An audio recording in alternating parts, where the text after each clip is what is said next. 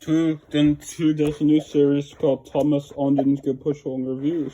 Today I've been reviewing the Onden's Go Hiro. Why? Because I think this model is bad. I bought this at Walmart. It's a 260 configuration.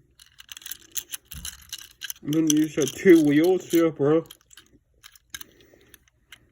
And then it doesn't have a nameplate, bruh. Bro, I wish you put a nameplate on Hiro's side, bruh. It's big enough for me to put a nameplate on. And if I Sharpie, then this is the reason I did not give him nameplates so kids around the world don't. Bruh, because this idea is dumb and he has buffers in the back. And then he has 1 screw. And then if I rivet, bruh, he has rivets. So for 1 screw. Yeah. Next move to the tender. The tender is crap.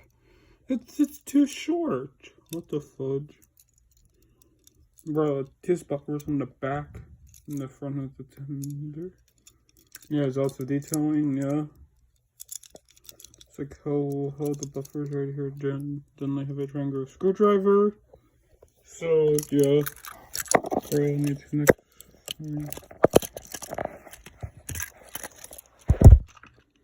The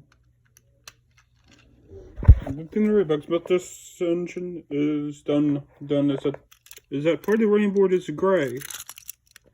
And this part is gray, and the buffers are gray in the face. But then, what is that face? Then he uses James's 3D nose, bruh. Remember, he has a lamp. He has a funnel.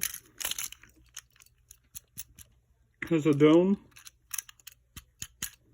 And then he has whistles. Then he has cab window.